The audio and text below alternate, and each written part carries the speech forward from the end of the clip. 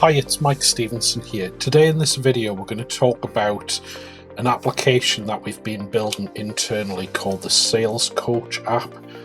And with this video we're going to talk a little bit about some of the challenges around building an AI enabled application and how we transition it into the real world, so how we deal with problems like managing cost, the supportability, and giving users visibility of what the application really does behind the scenes.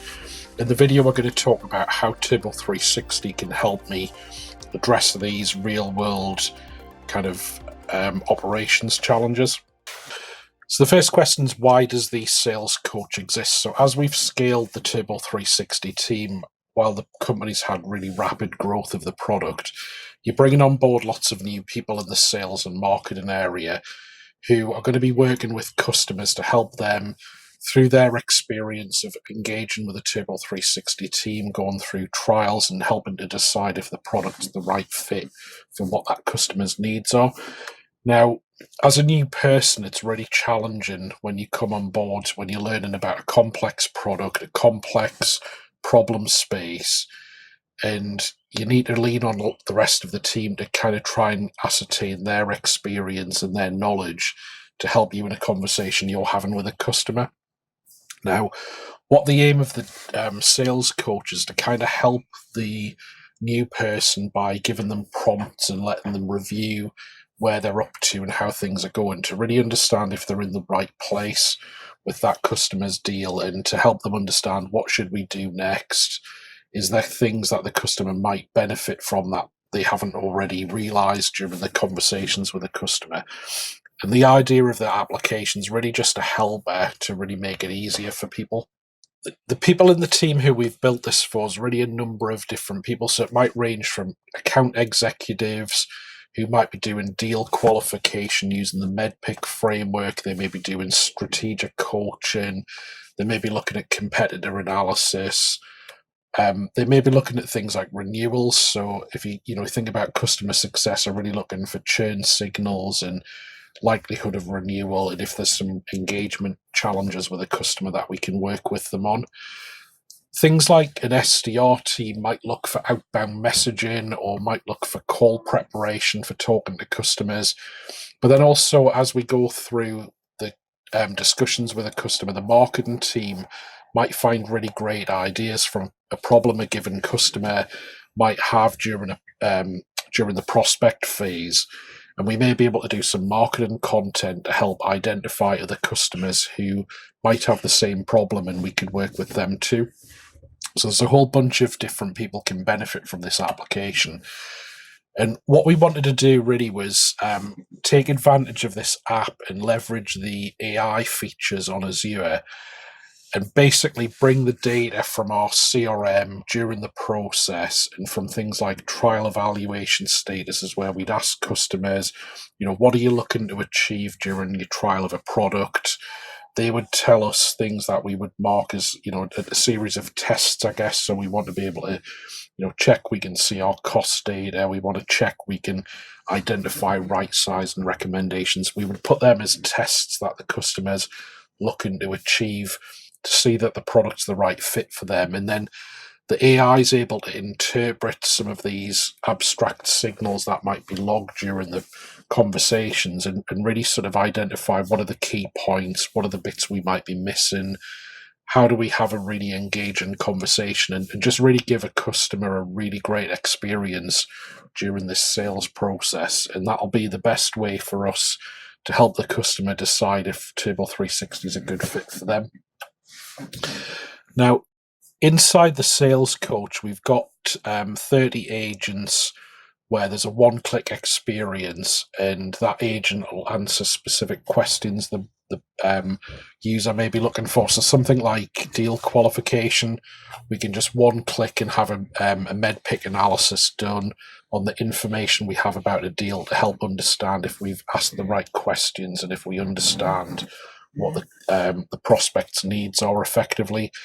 You might do things like, some of our customers are really interested in private hosting. So There's an agent that can help our team sort of interpret the customer's needs into a private hosting infrastructure and then estimate the costs for that based on that customer's features they want to use and the size of their environment. There's also things that might do things like review a trial and say, we think this feature might be a good fit for this customer, or tell the sales team that they may not have captured the right info from a customer to help understand what would they consider to be a successful trial, and it can give tips for capturing that kind of information. Now, a good example use case here would be the Turbo 360 feature mapping agent. So what this agent does is after the call, the salesperson's going to write notes on a deal about what he thinks that customer's looking for. And then he may work with one of our product consultants to help identify the right features that we should talk to that customer about. But the Turbo 360 agent that would help here would be the feature mapping agent, where it would look at the information the sales reps captured, and it would say, look, you're thinking about this problem, this feature's the right feature for addressing that problem. And it can really save a lot of time in sort of analysing and thinking about what the right things that customer needs. So it really lets us get back to the customer quickly, gives us lots of ideas, sometimes even ideas a product consultant might not have thought of at the time. You look at it afterwards and you think, actually, I hadn't really thought that was a good feature that customer probably needs. And when you've got a product with lots of features in, it's so easy to miss some of the ones that might have been a real difference maker. Now let's talk about the application, because we need to give a bit of context at the start, but what I really want to do is talk about the application we've built, how do we manage it, and how do I think about the AI costs in it. So this diagram's a really good example of the architecture for the application. And actually the app itself's almost identical to the basic Foundry chat reference architecture in the Microsoft reference architecture site. So we've got a web app that we can see over here. We've got managed identity that the application uses to talk to other services. Obviously, the web app's hosted on an app service, and it's got easy auth with Entra SSO for authentication. The web app and other components are actually integrating into App Insights and Azure Monitor. We've got a SQL database. We've got our CRM system that it'll integrate with. And then over here on the right, we've got the Microsoft AI features. So we've got things like a Foundry resource for the management plane, and we've got an OpenAI model. And I think we use ChatGPT 5.1, if I remember right, in the model here. So the web app will actually talk, imagine the user sends a message to the web app to say, I've got this particular deal. Can you tell me how I'm looking in terms of the MEDPICC framework? And the web app will interact with the OpenAI model inside our Foundry instance that will then reply back to the user and tell them what's good and bad about the information they've captured. Okay, so let's think about the challenges of managing this application. There's really three areas I want to talk about. So the first one we've got is, how do we manage the cost of this application? Now, the reality is the cost, AI is going to be a strong element to it, but like most of the AI applications you'll build, the costs are more than just AI. So while we do care about tokens significantly, looking at that bit on its own will only give you part of the picture. So let's look at how Turbo 360 is going to help me here. And the first thing we're going to do is in my Turbo 360, over here you can see, I've got my tree view. And actually, I can look at my AI costs in two different ways. So the first one is I've got my sales coach application over here. So I can create a node on the tree and map all of the costs for the application to that node, and I can have a centralized sort of application-focused view of the costs across all of the different resource types. But other users, a good example might be an architect. might want to look at holistically all of the AI costs across the organization, and they may use a different node like this one here, where they may look at the holistic AI costs across the company. Now, in today's video, we're going to focus more on the deal coach tree node because we're looking at the application itself, but I'll be doing other videos where we'll talk about the more holistic costs and how we can manage them. Now, in this case, I'm really looking at an application view. We'll see our AI costs in here, but we'll also see other costs for other parts of our application. So the first thing we're going to look at is we may have, just a really simple overview of the costs of the app. So we had our tree view node. We've got all of the application costs mapped to it. And in the graphs, we'll be able to see things like cost by service name, cost by resource. We'll be able to do cost reviews where we'll be able to see what's changed and gone up and down month over month. And really the idea here is the graphing's meant to be really simple and a quick way to get up and running and just see where the money's going in this particular application. You can dig deeper and find out more, so you can drill down and maybe you want to look at individual app services or Foundry models. In the diagram here, you can see we would just have maybe cost by service name, but you can do other metrics such as cost by meter, by resource, and so on. Now, what I might also do is in the graphs, I may also think about things like, can I have a graph specifically for the AI costs itself? So here what I might do is have all of the costs for my Foundry models, and then I might do something like a group by meter, and that would give me my token costs. So here you'll be able to see on the graph that I'd have my input and output tokens, and you'll be able to see how much I'm spending on each of those. And I can dig deeper if I need to, or I can change the metric that we group by and look at different ways of that Foundry cost. But I think this will be a really good one, in my case, for this application, to just track how much I'm spending on the different types of tokens as we go across time.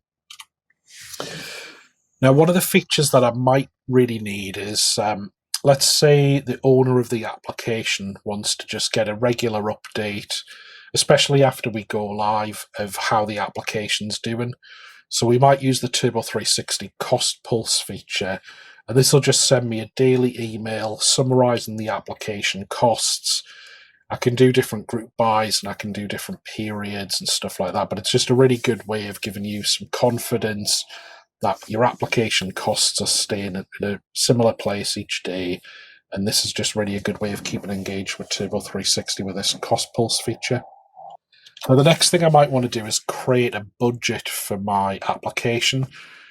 So we need some guardrails to protect us from unexpected spend. And one of the common ones people would do with Turbo 360 would be the group budget.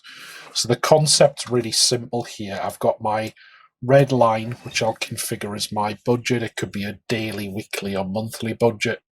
I think with this application, with it being quite new, we probably would do something like a daily budget and then maybe transition to monthly when we're happy with how what the business as usual looks like.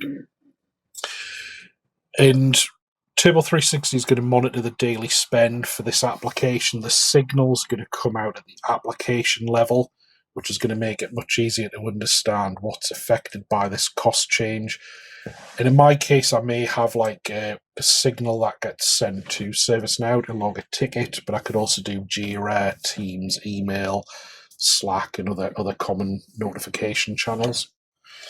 Now, the next thing I might choose to do would be have anomaly detection. Now, when I've got the anomaly detection turned on, it's going to look for costs that are going off the rails. And here you can see an example where my AI costs had started to spike on a given day. And maybe in this case, I'm going to send a notification to Microsoft Teams to tell people, look, things look like they're being used a bit more than usual. But with an application like this one, if the users were using the agents a lot more on a given day, especially early on, it might trigger a cost spike alert. We might just be using a lot more of Foundry than we planned to, or something like that. So this is kind of an early warning detector. Now, With Turbo 360, I can use the tool to help go from the anomaly to identify the potential resource causing it, and also use something like a cost spike troubleshooter to be able to work out what's driving that cost anomaly. So we can not just raise the alert, but help you troubleshoot as well. Okay, next up, we've got the AI agents within Turbo 360. So this is really the difference between AI for FinOps and FinOps for AI. So really this video is predominantly about using FinOps to help manage an AI application, but actually inside the product, we have AI features that'll help you implement the FinOps processes that you want to implement. So there's a whole number of AI agents in Turbo 360, and they'll do things like help answer questions. So a really common one might be, tell me what's driving the cost of this particular resource, or tell me if I can optimize the resource, tell me if there's something going wrong with the resource. The cost spike troubleshooter that I mentioned in the previous slide, that actually is an AI agent where it'll look for things that might be driving the cost up and help you with steps to troubleshoot and kind of get to a solution if things have gone wrong. So we think the AI agents are a real strength, and just will save you lots of time in doing analysis of particular costs of resources. Now, one of my favorite features in Turbo 360 that works really well with this application is the scheduler. So the idea here is people go home from work at, say, 6 p.m. The application probably doesn't get used much during the evening. Certainly at the weekend, it's unlikely to get used much as well. So there's a really good opportunity here for me that instead of doing something like a reservation, I can just scale it down when it's not being used. And I can probably save more money than a reservation as well, but I could maybe do something like scale it up during the day and make the app service and the database bigger so that it performs better for users. And then at night, I'll scale it down to a smaller size. And I really kind of optimize the cost by reconfiguring the workload. Now in Turbo 360, it's really easy to set this up it takes about 5 minutes to set it up, and then you've got this schedule that's just going to sit there doing the job for you, reducing the amount of money that you'll be spending on this application. And you're not spending ages building an automation, you just get it done and move on to the next task. One of the things that we want to get onto, though, is especially when our application's quite new, we want to get away from reacting to unexpected costs and start planning costs. That's going to really put us in a strong place for the future. So with Turbo 360, you may do something like use the budget planner feature. And what we'll be able to do with the budget planner is I'll be able to get a feel of what my application looks like month over month. And then with this red line on the diagram here, I'll be able to plan what my feature costs look like. I'll get some forecasting to help me understand where the plan should fall.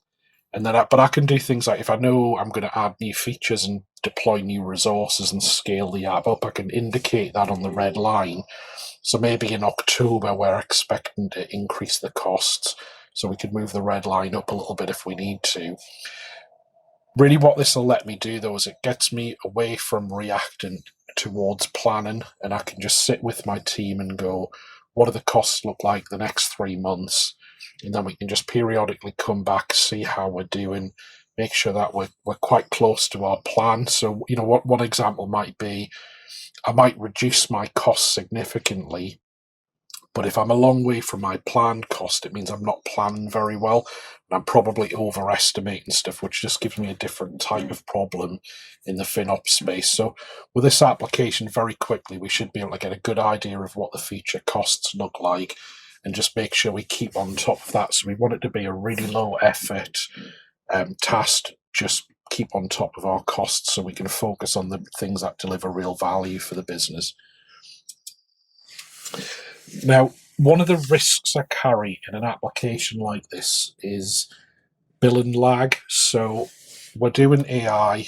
We know that the billing data is probably 24 hours, maybe longer, before Microsoft release it and we can get it into any tool that we build, whether it be a custom build or third party. So there's going to be billing lag. That is a period of time where you're carrying a risk that your AI costs may spike before you realize. So a good example is the anomaly detection is going to spot something going wrong, but it's going to be dependent on the billing data. Now with Turbo 360, we can actually go beyond that, and what we can do with one of the modules we have called business applications is we can actually monitor the AI resources in Azure, and we can create metric monitoring based on things like tokens consumed. So I might do something like monitor the total tokens counter, set a threshold. So let's say I run a monitor every 15 minutes. I look at the tokens used for the last 2 hours. If it's beyond a given threshold, it looks like I'm racing ahead of where I expect to be. So we'll just raise an alert and give someone an early warning. Now, the key bit here is that we'll move from being potentially waiting 24 hours to spot things have gone off the rail. We're bringing this down, so 15 minutes is quite realistic here. You could go more lower if you wanted to, and have Turbo 360 monitor more frequently if you wanted. But I think 15 minutes is probably quite a good way of doing it, and you'll find this is really easy to configure. But it'll really, if you have a concern around risk, this will really tighten the screw on that risk and make sure that you know as soon as things start going wrong. Now, let's start moving away from the FinOps angle for a moment and think about the fact that there are other problems that we need to manage with this application. Not just the cost of it, we also need to think about how we're going to operate the app. And this is both the AI angle and the application angle. So in the Turbo 360 business application feature, what we can do is we can group the resources that make up the application into a folder and treat them as an application. So we can configure alert, and we can get the signal at the application level to tell us that the sales coach has got a problem, not just an abstract alert saying, oh, this database isn't right and nobody really knows which app uses it kind of thing. Now, in the application, we can do things like the service map, so we can help the support team know what the app looks like, know which resources are healthy and unhealthy. We can also do things like capture wiki information here, so you can make some notes about problems with the app or just what it does and how it's used. We can basically monitor our AI resources and our application resources side by side on a single pane, which I think people would really like. Now, when it comes to the AI resource, setting up the monitoring is actually really easy. It's way simpler than the default Azure features, which take a lot of time, and people don't really know how to configure it. So here in my AI resource, I can just go and tick a counter. So I might say, I want things like client errors. Here's a threshold that I want to raise an alert on. Save, job done, takes 10 seconds. If you're not sure which counters are the ones that are best to monitor, you can use the AI Metrics Advisor. So there's a feature in Turbo 360 that'll look at the counters available, look at the usage, and give you some tips and advice on which ones might be the best ones to monitor for this application. So you can get that monitoring set up really quickly in just a few clicks. Now, the next challenge we might have goes beyond the support team, and we're actually thinking about the business operations now. So how do we let the business see our application actually works? And how do we communicate to them things about how many tokens are being used? And this is where the Turbo 360 business activity monitoring module can really come into its own. So imagine in this architecture, on the left-hand side here, I've got my application, and there's going to be really two types of login. There's application login from my code, but there's also diagnostic settings from Azure. And they're all going to get collected out of the box by Azure into application insights and log analytics. The problem with those data sources is they're great for technical people, but if you're a non-Azure expert, you can't use that data. It's really difficult for anybody to make it accessible to you. With Turbo 360, we can create views of that data in a business-friendly format. That's going to help business users understand what's happening, It's also going to help support operators be able to troubleshoot resources and see how they're being used. Now, one of the things I might do with the business activity monitoring module is I can use those logs that in the sales coach application, I have App Insights integration from the agent framework using Open Telemetry. So that's going to be logging into App Insights data about the AI calls. And that a lot of that stuff's out of the box, just using the agent framework and configuring it correctly. But I can also add my own logs as well if I want to augment it. And what I can do in Table 360 is create a table where a business user can come in and just run a query and see the transactions that have happened recently.